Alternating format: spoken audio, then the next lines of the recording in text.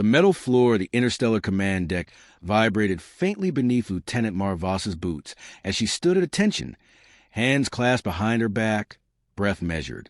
The inspection was running late, and the tension in the air had thickened into something sharp-edged and invisible.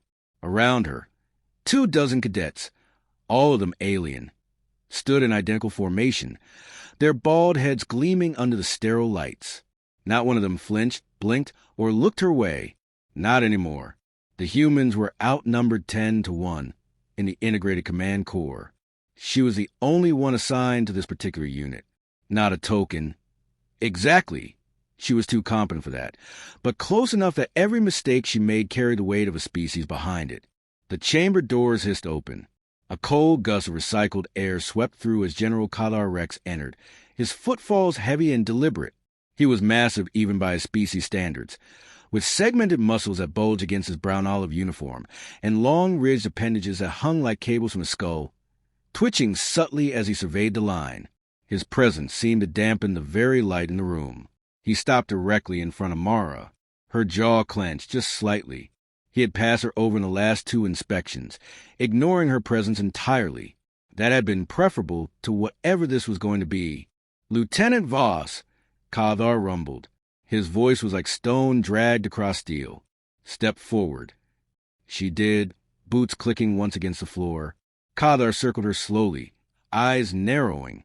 "You are human," he said. "Yes, sir."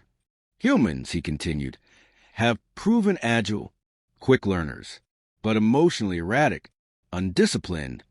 Her spine stiffened. "I was trained to the same standards as every cadet here." He stopped behind her shoulder. "And yet," he said softly, "your kind needs constant reminders of hierarchy." Without warning, a sharp blow cracked across the side of her face. His hand, a mass of bone and muscle, struck with open force, the sound echoing across the chamber. The cadets didn't move. Not a breath. Not a blink. Mara didn't fall. She didn't stagger. She turned her head back into position and stared forward, cheek burning, ears ringing. Her heart pounded once, twice. For seconds passed. And then her hand moved. It wasn't rage that guided her. It wasn't even instinct. It was memory, a sequence embedded so deeply in her training that her body moved before her thoughts had time to catch up. She stepped inward, grabbed his outstretched wrist, rotated with precision, and twisted. The wet, audible crack of bone filled the air like a gunshot. Kadar's scream was low and guttural, but brief. He dropped to one knee, clutching his ruined arm, breath heaving in disbelief. Mara stepped back, posture rigid, hands behind her back once more. "Hierarchy acknowledged, sir," she said flatly. There was a long, stunned silence. The cadets, still unmoving, stared at her now, not with anger or disdain, but with something else. Curiosity, maybe even respect. A pair of security officers rushed in from the hallway, weapons drawn. They paused only slightly at the sight before them. The kneeling general, the silent cadets, the unflinching lieutenant. Then one gestured sharply. "Lieutenant Voss, you're coming with us." She nodded once. She did not resist. As the guards led her away, the last thing she saw was Kadar, still kneeling, cradling his limp wrist and staring at her with a look not of hatred, but of confusion, as if a fundamental truth about the universe had just shifted beneath his feet. She didn't look back. She didn't need to. Whatever came next, she had made her point, and everyone had heard it. The cell was quiet. Too quiet, Mara thought, for a place designed to contain those who had committed violence against a commanding officer. The walls were sterile alloy, embedded with passive sensors that tracked movement and vital signs. A faint hum vibrated beneath the surface, like the heartbeat of the station itself. She sat cross-legged on a low bench, breathing evenly, ignoring the sting in her cheek and fatigue trying to settle into her bones. The door finally slid open with a hydraulic sigh. Commander Elias Brand stepped through, his uniform immaculate, expression unreadable. Human mid-40s, eyes sharp and steady. He was one of the few humans in a senior position on the Joint Defense Council, and the only one who had ever offered her more than obligatory mentorship. He remained standing. "You broke his wrist." Mara said nothing. It hadn't been a question. Bran exhaled through his nose, moved to the opposite wall, and leaned against it. You know they're spinning this already. Diplomatic storm brewing.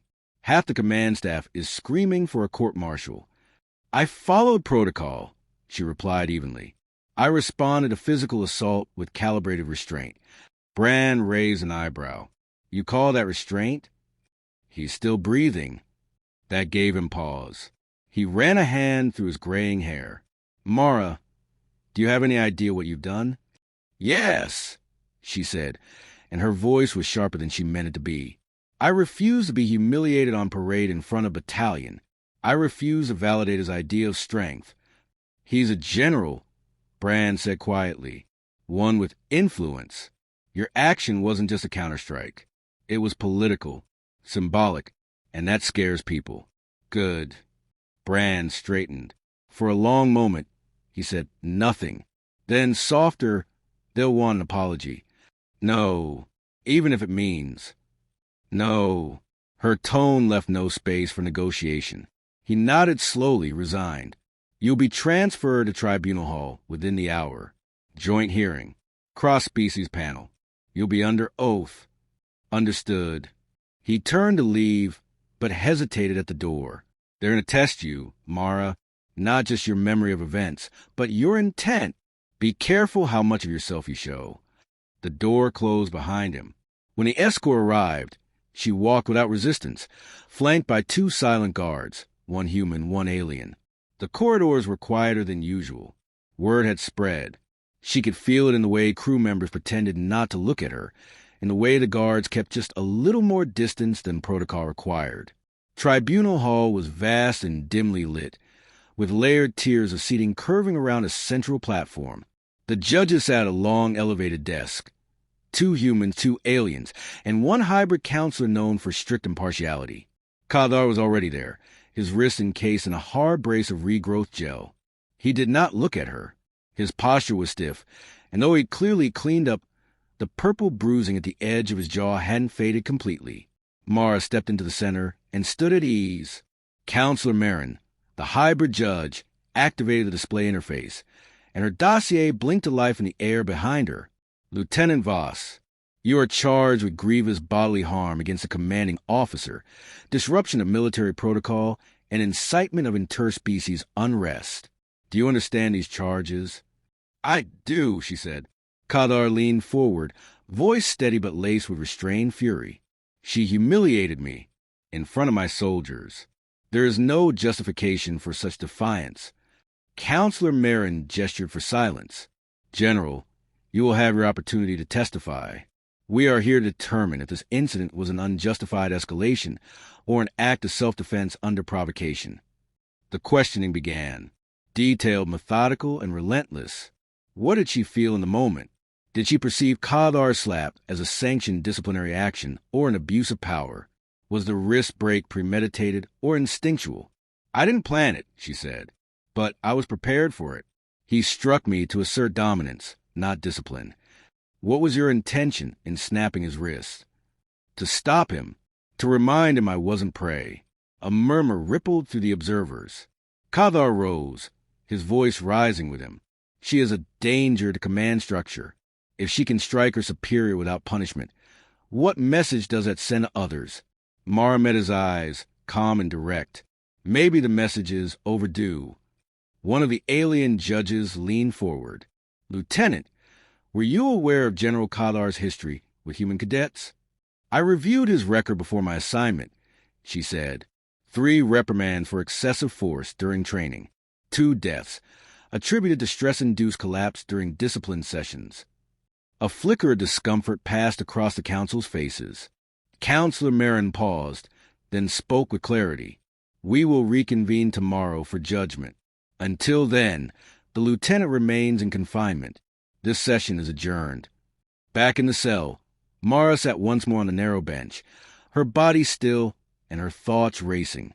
She knew she had crossed a line, but she also knew that line was built to keep people like her from ever pushing back. She had exposed something raw, something ancient in the structure of this military, a fear of change disguised as tradition, power cloaked in ritualized cruelty. She didn't know if she'd walk free tomorrow, but she had already won something. The silence from the cadets, the quiet respect in their gazes, even the unease on Kathar's face. He was no longer the unchallenged titan in the room. She lay back, folded her arms behind her head, eyes tracing the seams of the ceiling.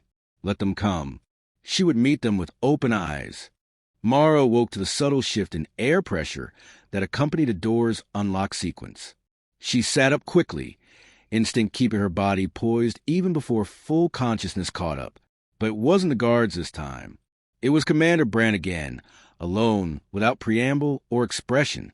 The council reached a verdict early, he said, stepping into the cell. She stood, brushing a hand down the front of her uniform. Am I being discharged? He shook his head. You're being reassigned. Something cold flickered through her chest. That's not a verdict. That's deflection. It's politics. Brand sighed, eyes briefly closed as if gathering the right phrasing. The council ruled that your actions constitute a legitimate defense, but lacked appropriate decorum. No prison, no public censure, but you're being transferred off the station within the hour. Mara frowned. Where? Section 9, he said. Outer Perimeter Patrol, Command Recon Unit. It's off-grid. Half operational, half exile. Punishment disguised as opportunity, she muttered. Depends how you handle it, Brand replied. They're sending you to a unit filled with misfits, castaways, and problem officers. But it's still active duty, and you'll have full rank. Her mouth twitched. Almost a smile, almost not. Is Kathar behind this? No. He petitioned for a full court-martial. The council ignored it. That surprised her. Why? Because, Brand said carefully, they saw the playback. Every word, every movement. You didn't escalate. He did. And they saw something else, too. His reaction after. He looked afraid. Mara fell silent, not from pride or satisfaction, but because she hadn't expected that to be visible. Not to them. Brand stepped closer. You did something rare, Mara. You exposed a flaw in the foundation of their dominance. That makes them angry, yes, but it also makes them curious. And curiosity can become respect. Eventually. He handed her a datapad. You lift off in 20. Shuttle Bay 4. She nodded, offering no thanks, just a small, respectful nod. Words would only cheapen it now. The shuttle was unmarked, its interior dimly lit. Spartan. Only 2 other officers waited inside, both aliens, both silent as she strapped herself in. One of them glanced at her with unreadable eyes, then turned away again. Neither spoke during the ascent. As the station receded into blackness, Mara leaned her head against the cold panel beside her seat, watching stars crawl past like slow fire. She wasn't afraid of the reassignment. She was afraid of how much part of her wanted it. Section 9 was a forgotten limb of the Command Corps, orbiting a gas giant in the frontier systems. The station was old, built in a modular configuration that gave it a look of a metallic parasite, clinging to nothing. The docking bay lights flickered uncertainly as the shuttle pulled in. The airlock hissed open. A tall, gaunt figure awaited her on the other side. Lieutenant Commander Yannick, her new CO. He was human, but his features bore the thin, weathered strain of deep space life. His uniform was creased, his expression apathetic. You're the wrist snapper, he said without ceremony. Mara didn't answer. She stepped off the shuttle and saluted. Yannick returned it lazily. Welcome to the edge of the galaxy. You'll fit in fine. They walked the corridor in silence for a few moments before he spoke again. You're not the first they've sent here to disappear, but you might be the first to arrive with an actual spine. I didn't come to disappear, Mara replied. Yannick grinned without humor. Good, because this station eats ghosts. The command center of Section 9 looked nothing like the high-efficiency halls of Central Command. Consoles buzzed with patchwork repairs. A mix of species filled the space. Humans, reptilian tacticians, a silent species with bioluminescent skin filtering data through twitching antennae. No salutes, no ceremonial greetings. Just long stares and measured silences. You'll be heading up a recon crew, Yannick said, gesturing to a nearby display. Forward scans picked up anomalous drift signals along the fringe of Sector 38. Could be rogue pirates. Could be something else. We don't ask until we know. You leave tomorrow. She nodded. Crew roster? You'll meet them at briefing. We rotate command teams weekly. Keeps things honest. Mara spent the night in her new quarters. Bare, small, utilitarian. The silence was louder here. It clung to the walls. The next morning, she stood in the briefing chamber before her new team. For members, one silent, skeletal insectoid, a brawny human with half his face replaced by cybernetic plating, a sullen female medic of a species she couldn't immediately identify. And, to her surprise, a familiar face, Cadet Rill, one of the alien soldiers who had stood silent during the inspection that began all this. He met her eyes without fear. I asked to be reassigned here, he said. Mara studied him. Why? Because, he said quietly, we were never taught to say no before. You showed us it was possible. Her throat tightened slightly, but she gave no visible reaction. Then let's make sure this team survives long enough to use that word again. The recon ship Nomad launched 3 hours later. Its hull bore deep scars from old missions, but its engines hummed steady as they broke orbit. The planet below shrank to a glowing sphere, and the vast unknown ahead unfolded like a dark sea. Mara sat in the command chair, eyes on the expanse beyond the viewport. She hadn't asked for this command, but she would own it. Out here, there were no political tribunals, no ceremonial slaps, no posturing generals, just choices and consequences, and the growing knowledge that even out here, at the edge of everything, they were watching her, waiting to see what she would do next. The vastness beyond the viewport was not empty, it breathed. Pockets of radiation, rogue debris, phantom echoes of derelict ships long vanished. Space near the frontier had its own tempo, one that didn't welcome intrusions. Nomad skimmed along the border of Sector 38 with quiet, predatory grace, its crew silent in their readiness. Mara sat in the command chair, gloved fingers curled lightly around the armrests. The crew respected her space, but they watched her in quiet, measured ways. They weren't loyal yet, not to her, not truly. Loyalty out here didn't come with rank or reputation. It came from surviving together. She'd need to earn it the hard way. Picking up drift anomalies again, said Rill from the NAV console, his long fingers dancing across the interface. Same pattern as the last relay drop.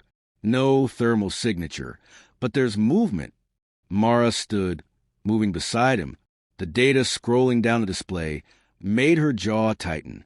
Vector, southwest arc, just beyond the nebular belt. The medic, keen, sharp-eyed, and reptilian, turned from the sensor module. It's not pirates.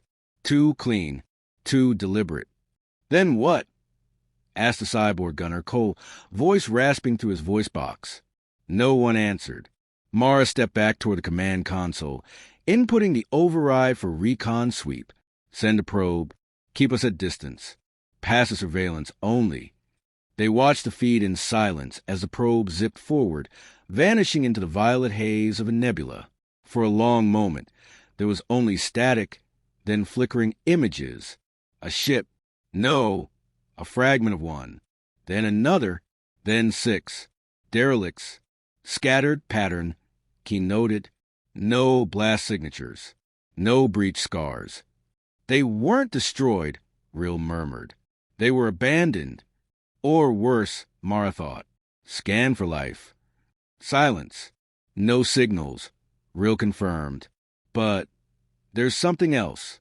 A transponder. Old tech. Pre-Union era. Mara narrowed her eyes. Show me. The signal flickered on the screen. A simple tone looped over a carrier wave.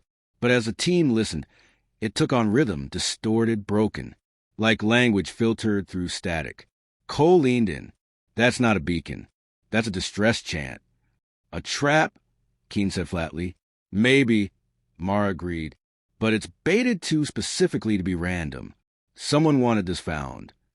She paced once, the weight of command settling in her bones like cold iron. They had 2 choices. Report it leave it for someone else and remain safe, or investigate, risk whatever lay hidden, and uncover what others weren't meant to see. She turned to the crew. Suits on. No direct approach. We EVA from the edge of the debris field and move in silent. I want eyes inside that nearest derelict. Rill's eyes widened just slightly. You're leading the team? Of course I am, Mara said. You don't ask others to risk what you won't. They docked on the dead ship's outer hull an hour later. The docking seals groaned as they engaged. The derelict was massive, scarred by time but eerily intact. No blast holes. No breach alarms. Just an unnatural silence.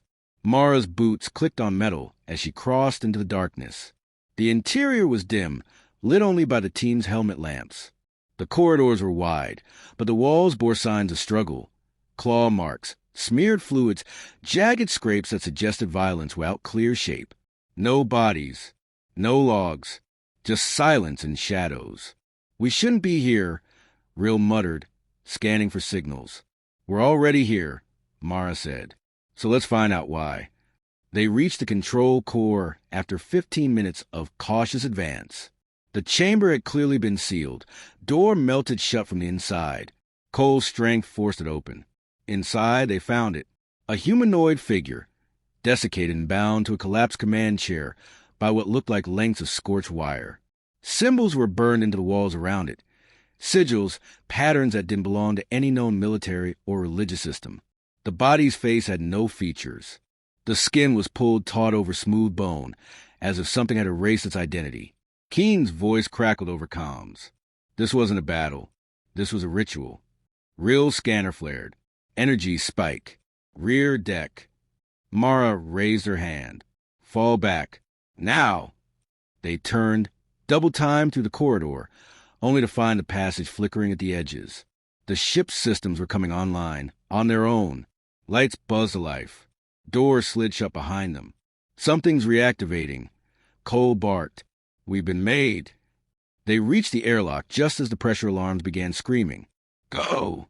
Mara shoved Rill through the hatch, then turned to cover the rear. The final explosion rocked the ship just as the last of them crossed into Nomad 4. The derelict's command core blew inwards, imploding without sound into the void. The energy signature was off the charts, then gone. Back aboard, the crew ripped off helmets, gasping. What the hell was that? Cole snapped. Message. Mara said grimly. Someone wanted us to see that. Someone wanted to show us what happens to crews who look too long into the dark. She sat slowly, eyes scanning the data still trickling in from the black box feeds. Rill came to stand beside her, quietly. That was a warning, wasn't it? Mara looked up at him. Yes, and we just confirmed it's not a myth. Behind them, the NAV display lit up. Another anomaly detected in the adjacent sector. This time closer. This time active. Keen swore under her breath. Mara stood again, slower now, steadier. Prep for relay. I want full records transmitted to Section 9 and Command. Lock the NAV course. We're moving in. Rill frowned. You're not calling for extraction? No, she said. Whatever's happening out here isn't random. And if they're trying to scare us away, then they're hiding something worth knowing. Cole chuckled darkly. You really are trying to get us all killed. No, Mara said, turning back to the viewport where stars stretched like waiting teeth. I'm trying to make sure the next crew isn't walking in blind. Behind her, the crew watched in silence, not out of obedience, but something growing, something solidified between them. Not loyalty yet, but the beginning of it. And ahead, in the drifting dark, the real enemy waited, unseen, unnamed, and watching.